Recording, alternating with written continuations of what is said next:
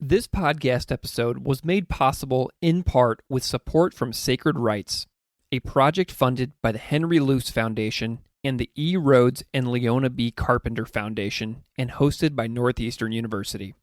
Sacred Rights is a project that supports public scholarship on religion and provides resources and networks for scholars of religion committed to translating the significance of their research to a broader audience.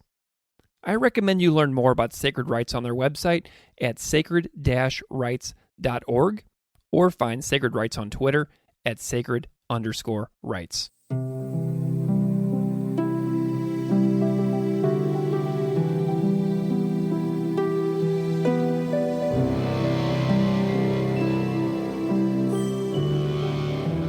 Welcome to Classical Ideas. This is Greg Soden. This is a podcast where since 2017 I have talked to professors, authors, teachers, journalists, practitioners, and scholars about all things related to religion. On this episode, I am delighted to welcome Dr. Ashlyn Strozier. Dr. Strozier is a lecturer at Georgia State University. The topic of our conversation involves her research in the areas of religion, gender, sexuality, and health, focusing on the disproportionality of Black women's maternal mortality and women's reproductive decisions using digital platforms. Her pedagogical focus is anti-racist and decolonial teaching strategies, while shifting humanities curriculum to focus on professional skill development within the gaze of critical skills. Dr. Strozier is dedicated to research and teaching as forms of activism. Please enjoy my conversation with Dr. Ashlyn Strozier.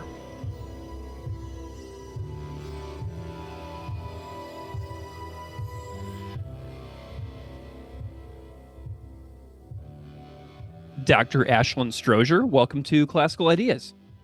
Hi. Thank you so much for joining me today. I'm delighted to welcome you to the podcast. I'm wondering if we can start off by having you just kind of introduce yourself a little bit to the audience out there so they know a little bit about who you are and what you do. I am Dr. Ashlyn Strozier. I am a lecturer at Georgia State. I am the child of Atlanta, daughter of the city. So I am right at home at Georgia State, where I teach religious studies. I'm affiliated faculty in women and gender studies. I consider myself a religious anthropologist, where I use ethnographic research and social science methodologies to do the work of studying Black women's perspectives regarding their sexual, maternal, and reproductive health. So specifically, my research sits at the intersection of faith and religion. So it's not so much religious studies as some people might see it. It's women and gender studies, but it is sociological, it is anthropological, it's religious studies, it's women and gender studies, it's ethnic studies, it's all of these things combined into one. It's truly interdisciplinary. And so I work on two levels. I also am a teaching professor, so my other level, I am fully trained as an educator. So I work on pedagogical tools using digital humanities, anti-racist pedagogy, and decolonizing the classroom. So a lot of my projects are running concurrently. While I am doing my research around Black women, I am doing this other pedagogical research to create innovative spaces for humanities so that we can live and see another day. So specifically in the humanities classrooms, I am focused on writing and researching about shifting humanities curriculums, talking more about how we can create career readiness, and not saying we just teach critical thinking skills. What else do we do? So we shift to language like we're teaching podcasting, we're doing things like this. So students know they can do digital humanities, archival research, synthesizing. How do students take these things which don't often translate to resume building and are able to talk about skill building in a way that is translatable and can get them a job?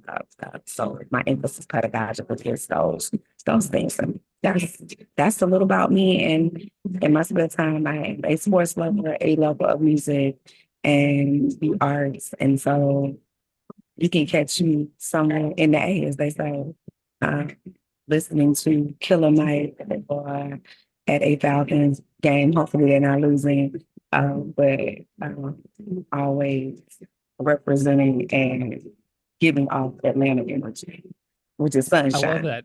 Love sunshine. Fantastic. I'm a huge music fan myself too, so I'm glad to connect with you on that.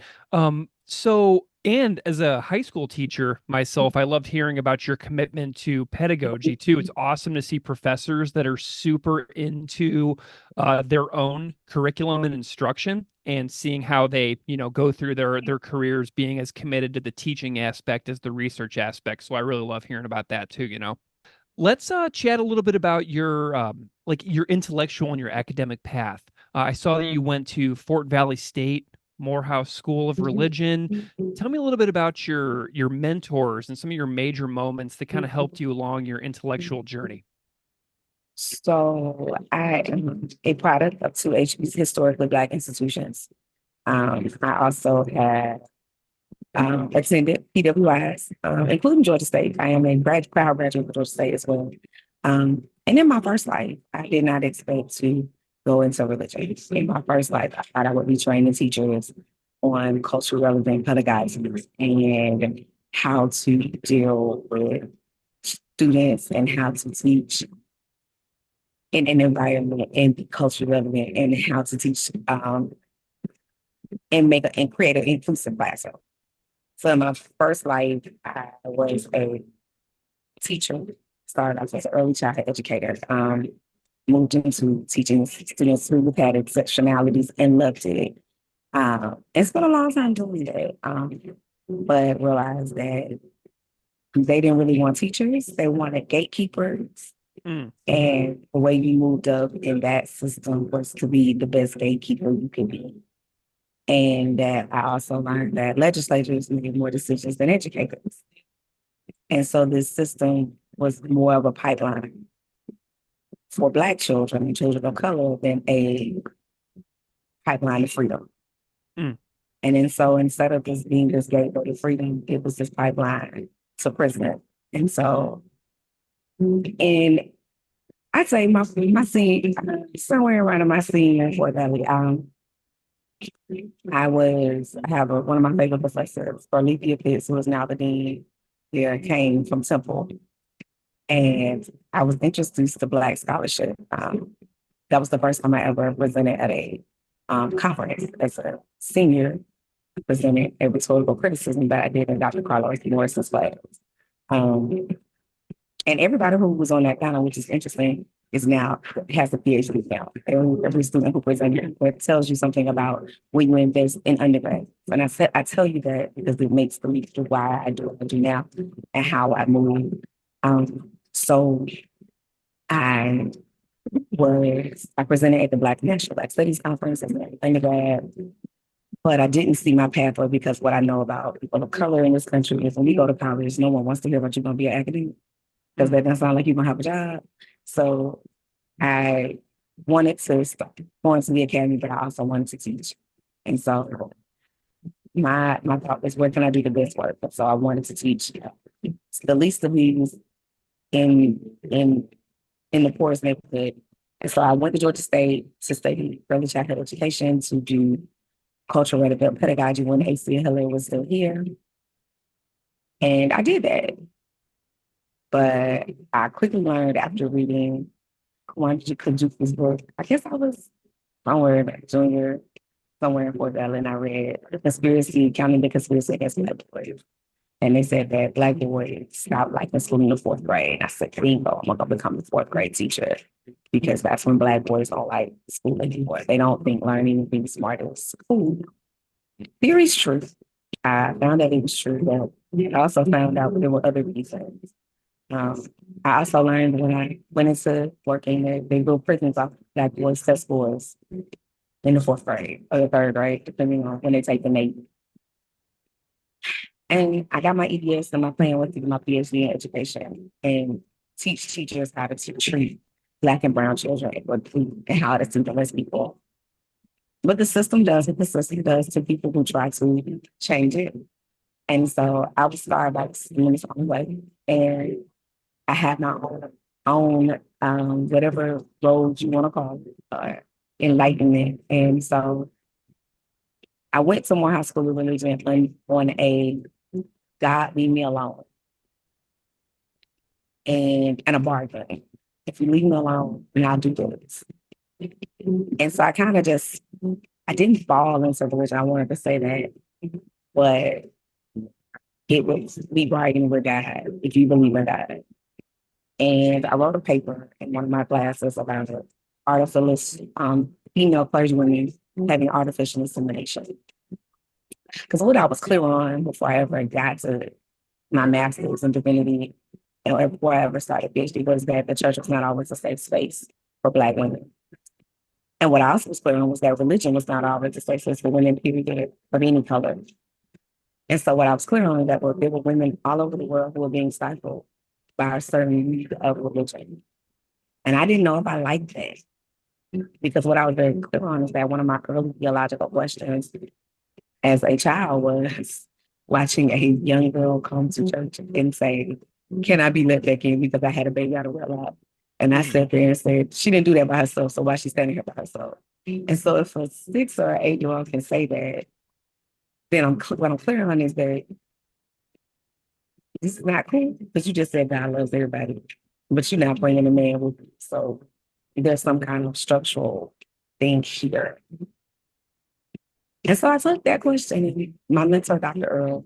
Riggins Earl, the great Dr. Riggins Earl says to me, I thought I was in trouble. I wrote the paper, I really did that. Because he's like this scary giant. And he says, no, that's scholarship. You need to consider going to get your PhD. Then I wrote another mean paper. And I don't think it was just out of the box. Something about when you think out of the box, you don't think it's out of the box until other people tell you it's out of the box. You just think you're thinking. And so I wrote a paper in my Leviticus class with Dr. Harold Thinner, who is an endowed chair at Morehouse, and great mentor as well. And I wrote a paper about women's impurities, about the oppressive objectification of women who had irregular menstrual cycles, whether it was irregular because it came so much or it didn't come at all, because they had to stay out of the society when they had the menstruation, and how out front that was to everybody. So they had them regular when they had to be. And he again tells me, this is what people go to get their PhD on. We need this. And I'm like, nobody's writing about it. He was like, because you haven't wrote it yet. And then I go to Dr. Jacqueline Grant. But I don't meet Dr. Grant until my last year, and I'm already on the PhD journey. And she kind of confirms everything that I need to know about myself. Except she tells me that I can do this as a Black woman and ask all the Black questions I want to ask and stay in myself. Mm. And so I chose Claremont Graduate University because at the time that I go, there are only 5 places you can go and work with a Black woman. And I am honored to know that I was able to do that. So I was able to go, and Monica Coleman allowed me and chose me. And in my studies, I have worked with wonderful women and Black women. And so it has been she and Monique Moultrie take me into this, I want to call it a curation, an incubator of scholarship, of helping me understand that I get to be this. I get to carve out this place in the world of academia that I want to be in the way I want to show up. And so as I start to carve it out, I return back to Atlanta after crying because I don't like living in California. It's just not, I don't want to ever live west of the Mississippi and north of the Mississippi ever again in my life. I'm too Southern for that. But Dr. Grant then allows me to come back. And while I am working and dissertating and studying for my blog, she allows me and gives me a fellowship. And so this thing called womanism is then now this breathing mechanism. It is no longer a theoretical framework that I write about. It is the embodiment of the way I live and the way I move. So she and Vita Otto's foray is then become theologically show me how to show up pedagogically in womanist ways of teaching. And so then this teaching and pedagogical way shows me that it is important what you write, your legacy of what you teach and how you show up in the classroom and what students take with you as much as the article that you write. For the 10 people that read your article, there are thousands of students that you might touch. And so I had a teaching fellowship the whole time I was dissertating while I was working. Mm-hmm. And so for every fellowship, I just learned that this is my path. And I learned not to compete with people in this academy where everybody's being with each other. Yeah. I was incubated to see the greatness in other people and embrace that and not network and just say, whatever's supposed to come to me, it's going to come to me. I just got to do the work. And whatever didn't come to me, it ain't mine, it's somebody else's. And that's what was for them. And so that's how you move in a happy space. Because for me, this is this is something different. I do this intellectual work out of a different space. It's not a career. It's what I was called and put on to do. It's what Katie Cannon says. What is the work that your soul must have? So this is soul work for me, and so it's, every experience has led to where I am now. And so Excellent. Georgia State was where I wanted to be because I cried days and nights about getting a PhD and having to move to Vermont, Iowa. But my soul's gonna die if I had to do all that. And so I am grateful to the ancestors and all of the spirits who allowed me to stay in the city that I love. To basically say, as one of my good friends, Earl Fisher, said, that I came for Atlanta, that I came to help Atlanta be free. So therefore, and it's okay to say that you came for a place. Yeah, So totally. So I love that. Well, and I want to know a little bit about your research too, because I know that you're very interested in maternal and reproductive health among Black women, and I know that you have done some studies and looked at some statistics in Atlanta, where you're from. And I'm wondering if you can just tell me a little bit about what you feel everybody should need to know about maternal and reproductive health for Black women in either Atlanta, but also the greater United States. What are some things that everybody out there should know based on what you're finding? So the first thing is that, yeah, I use Black maternal health, the Black maternal health crisis as a case study. I theorize Black women. I theorize Black women's perspectives around sexual reproductive health. And I use the crisis to talk about as a case study around how they're actualized. So the truth is, as I try to popularize this very shortly, is that 1 in 3 Black women in relation to white women will die either in pregnancy, labor, or within 1 year having a child. The Injustice report in 2016 tells us that those are these numbers that we see in Atlanta are numbers that we see in sub-Saharan Africa. So the question becomes, how in a city with maybe the largest or the second largest educated Black population, the city with probably the largest HBCU colleges, number of college universities, we have what, 5 or 6 here.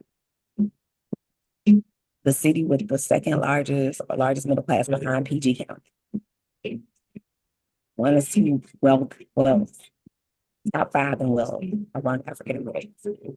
How in the world are Black women so at risk in childbirth? It makes no sense. Is it that we have a large, and maybe the numbers are stunted, or maybe the numbers are messed up because we report more than other cities, because we have more women and Black and people of color in leadership, and they report more often than other cities. Maybe that's it. I give space to that. But what I also just need is that there's some issues here that are about democracy. It's an intersection issue of democracy, race, and gender.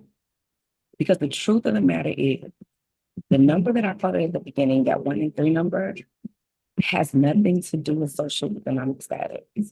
It's nothing to do with education. These numbers around Black maternal health are not based on education, money, or anything. Your body is at risk. And so in my dissertation, I write about Serena Williams. It's Serena.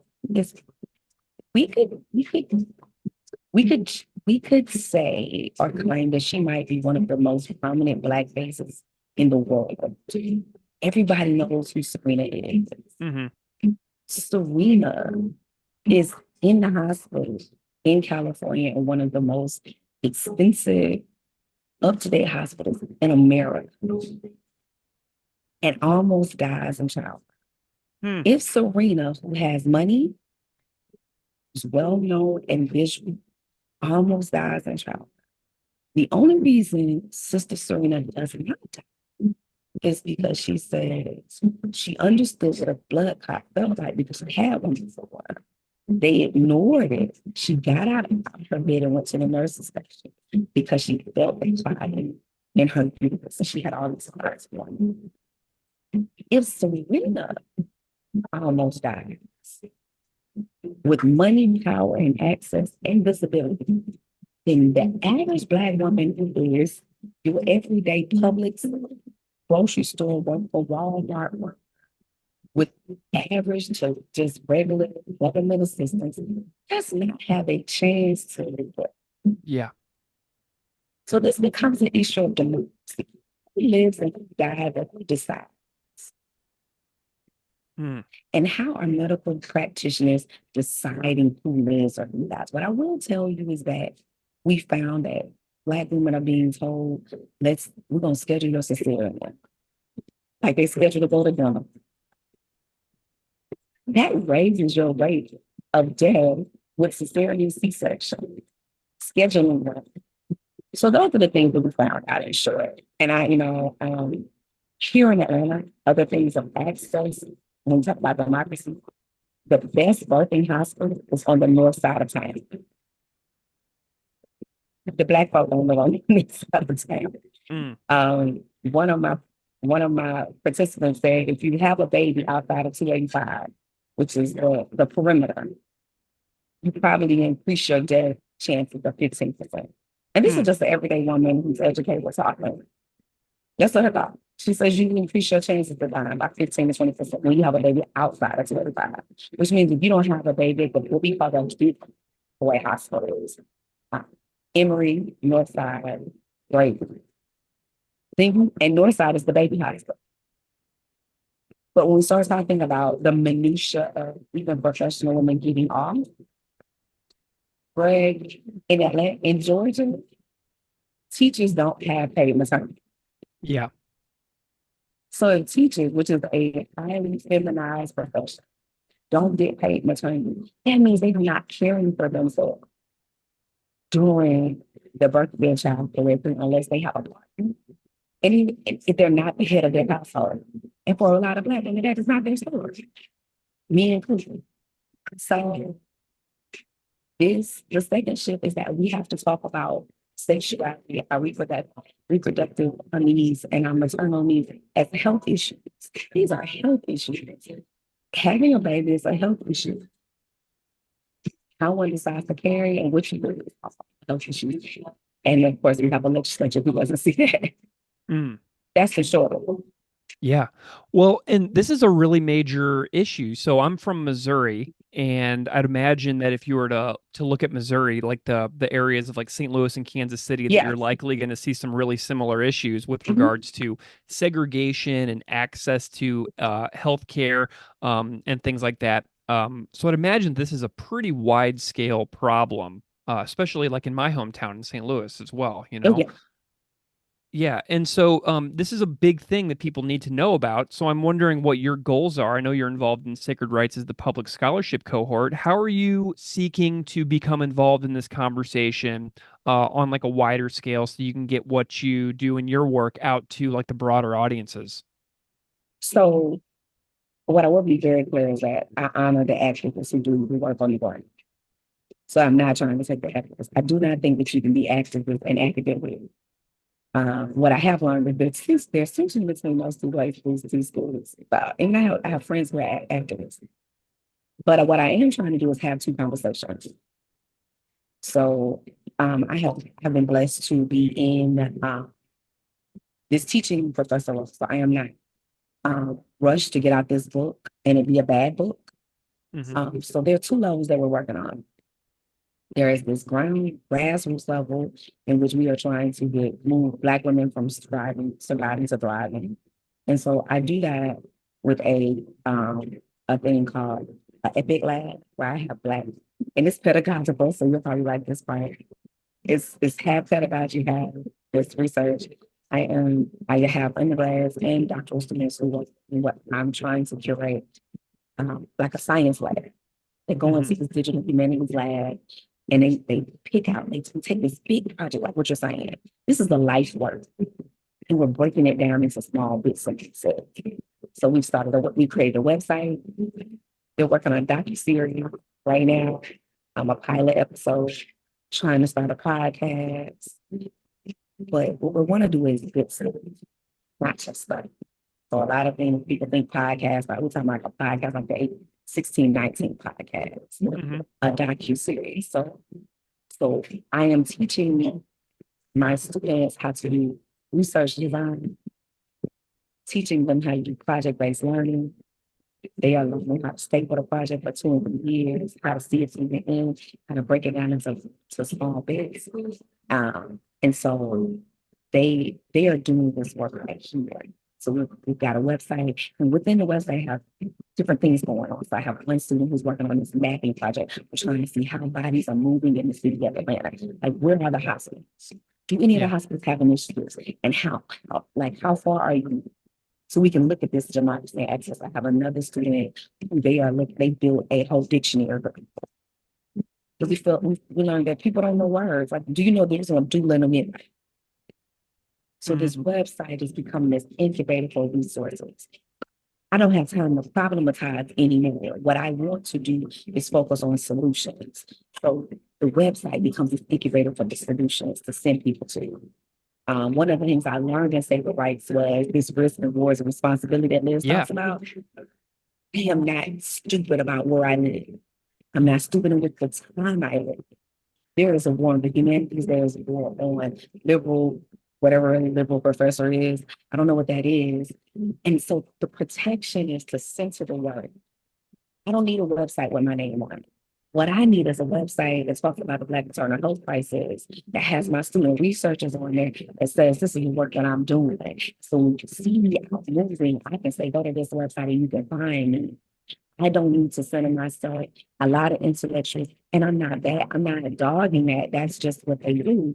We have been taught, because we live in a capitalistic society, the way you get your intellectual work out is that you censor yourself. And that's fine. But as a Black woman in this day and age, everything that we do that is Black is under scrutiny, because we want everybody to belong under this facade, that everybody in a place where you never, I don't know about you, but I have not felt that. So we have to figure out how to do the work, but not put the spotlight on us. And so they're working on this website, and this website has all these components to it. So that's one level. It's grassroots level, it's pedagogical, and I've gotten funding. I just got funding to turn it into a full digital humanities lab. Like, we got computers, stuff to do podcasting, but show students how to do it right. And then on this other level, I'm writing this book. But you and I both know, as intellectuals, the intellectual pieces take time. And so it might be 8 or 9 years before the theory that I need you all to go back and teach is done, and the work that it needs to be packaged. Because you're from St. Louis, and you probably see collard greens. And see, if you know anybody who cooks collard greens take a long time to cook, so they're not chewy and hard. They gotta cook, so good soul food takes time. It's got to incubate, it's got to marinate, and so that's what good books do. Good books that what I learned as an intellectual, I'm sure you learned this. Every book somebody writing a good book, they just wrote it. Yeah. But then a good book stands the test of time. A good book, intellectuals go back to, like Kelly Brown Douglas's books. Like, she's my friend in my head, but when she writes some of her work, you just go back to it. Like, I think it's white.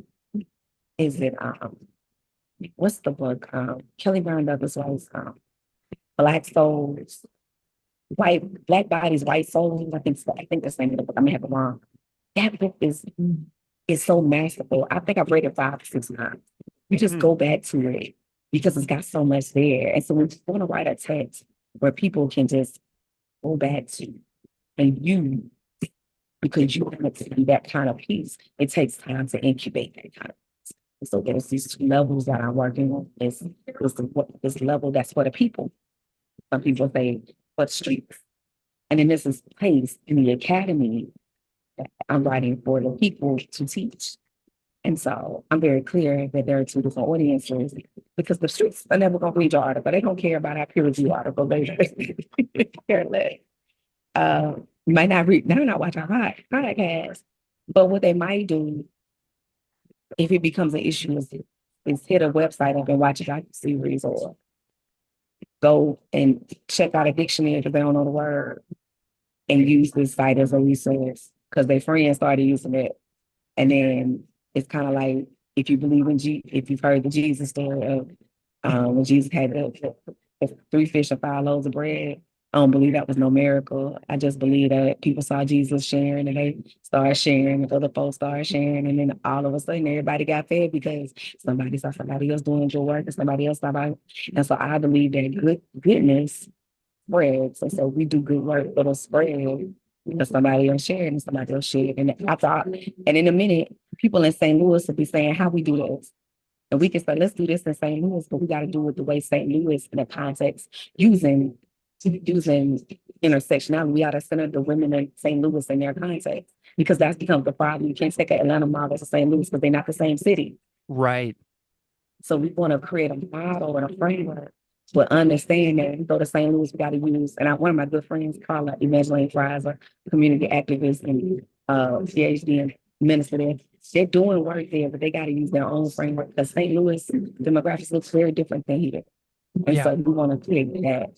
We want to create something good that'll last, that'll stand the test, not something quick. And I think that's what happens in our culture. Everything is so micro, Instagram and TikTok, everything goes away until we don't want that. We want things that will last. Yeah.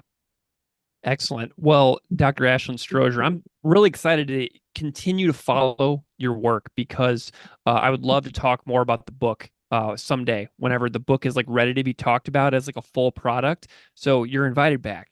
So come back to the podcast. We can talk more about the book again.